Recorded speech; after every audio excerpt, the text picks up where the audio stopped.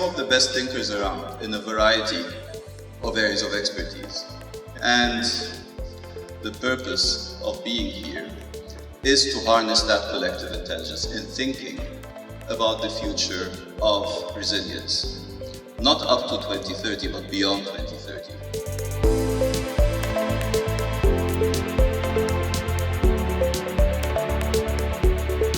And what this conference is doing is bringing together 100 unique minds that are mashing together all of their experiences and their curiosity to come up with new ideas and big, hairy, audacious goals to meet, to build resilience around climate change that's inevitable 2030 and beyond. We have people who are in AI, we have people who are working on like specific climate issues, we have people who are working on sustainability issues, food, health, and all this diversity is what is actually going to help us achieve a climate resilient future, because each and every field directly contributes to climate change, and if we don't all come together and solve this challenge, then it's going to be a mess in the coming future.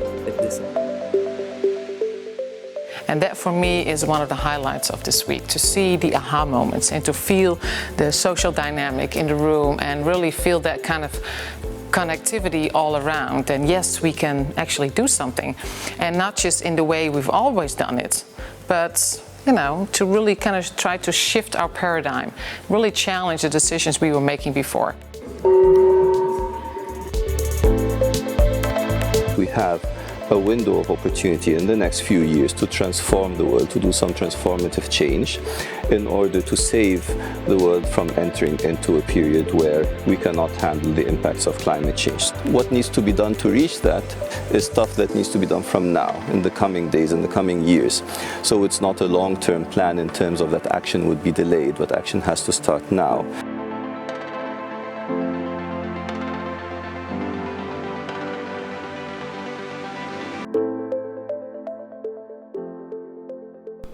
Over the past few months, you've all heard of the term new normal.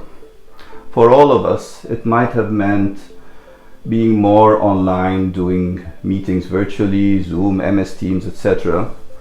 But for me, a new normal is something else.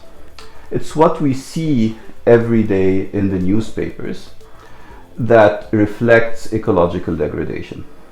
Over the past few days only, we've seen so many instances of ecological breakdown with its symptoms of floods, forest fires, etc. We've also seen warnings, red lights, that we are heading towards disaster. And the science has told us that if we do not change, if we do not transform our ways of living very soon in the next few years, then we might be heading for not just ecological disaster, but eventually human extinction. Now, what does that mean?